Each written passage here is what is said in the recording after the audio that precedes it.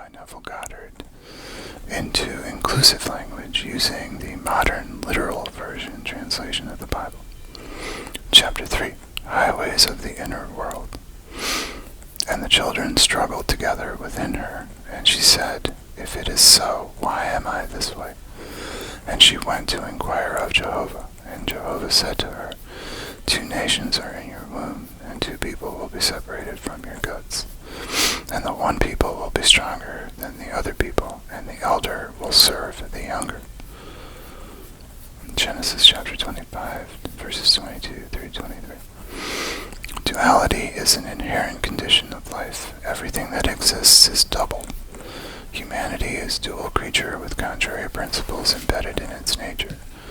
They war within it and present attitudes to life which are antagonistic. This conflict is the eternal enterprise, the war in heaven, the never-ending struggle of the younger or inner person of imagination to assert their supremacy over the elder or outer person of sense. Matthew chapter 19, verse 30.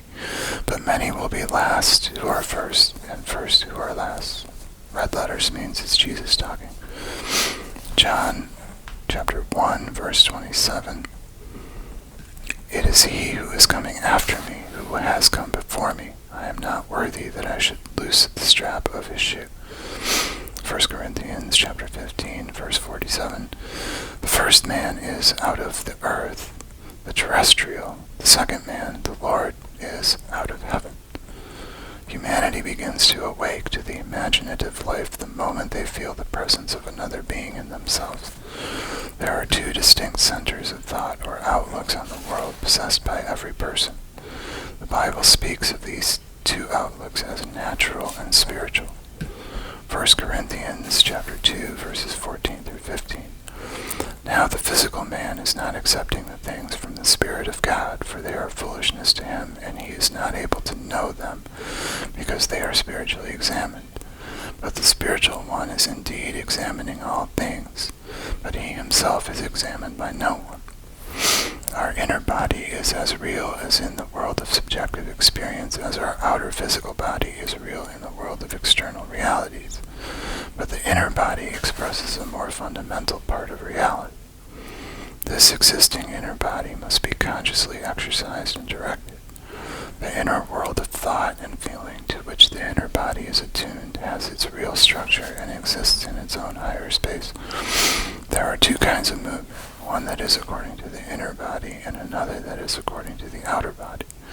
The movement which is according to the inner body is causal, but the outer movement is under compulsion.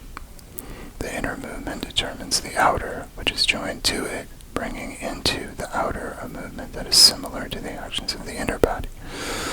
Inner movement is the force by which all events are brought to pass. Outer movement is subject to the compulsion applied to it by the movement of the inner body. Whenever the actions of the inner body match the actions which the outer must take to appease desire, that desire will be realized. Construct mentally a drama which implies that your desire is realized and make it one which involves movement of self. Immobilize your outer physical self. Act precisely as though you were going to take a nap and start the predetermined action in imagination. A vivid representation of the action is the beginning of that action. Then, as you are falling asleep, consciously imagine yourself into the scene. The length of the sleep is not important. A short nap is sufficient, but carrying the action into sleep thickens fancy and effect. At first your thoughts may be like rambling sheep that have no shepherd. Don't despair. Should your attention stray 70 times 7, bring it back 70 times 7 to its predetermined course until from sheer exhaustion it follows the appointed path.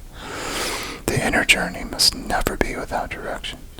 When you take to the inner road, it is to do what you did mentally before you started.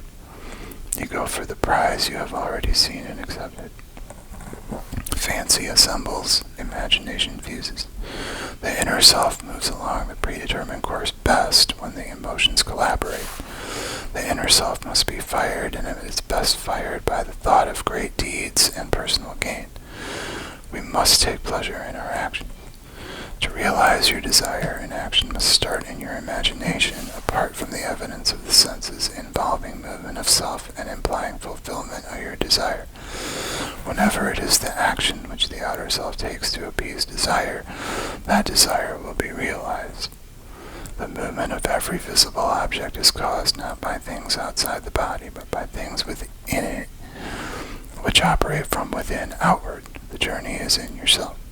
You travel along the highways of the inner world. Without inner movement, it is impossible to bring forth anything.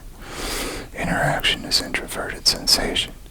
If you will construct mentally a drama which implies that you have realized your objective, then close your eyes and drop your thoughts inward, centering your imagination all the while in the predetermined action, and partake in that action, you will become a self-determined being.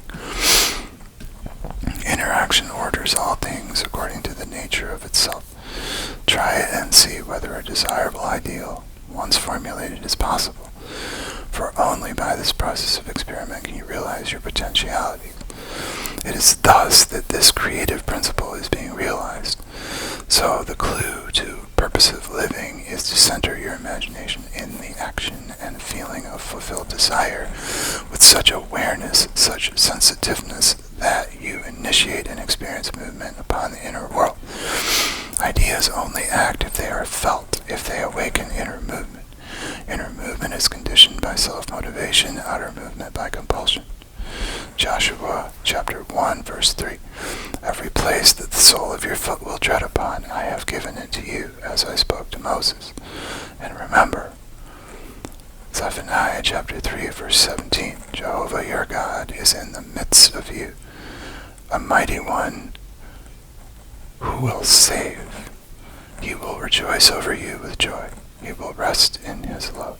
He will joy over you with singing. End of chapter 3.